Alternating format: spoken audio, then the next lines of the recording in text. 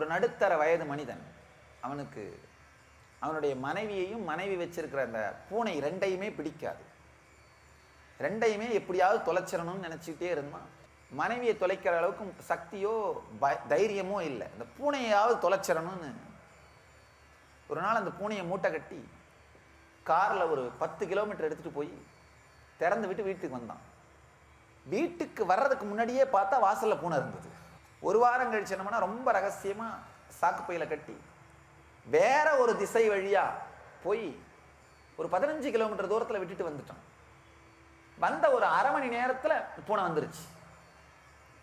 மூணாவதுல என்ன பண்ணான், மூணாவது முறை நெருக்கும் குடுக்கும் வளையும் எங்கெங்கேயோ திரும்பி அங்கே இங்கே போய் இவனுக்கே வழி தெரியாத ஒரு காட்டுக்குள்ளே போய் சாக்கு பையில கட்டி அந்த பூனையை விட்டுட்டு திரும்பி வந்துட்டு இருந்தான்.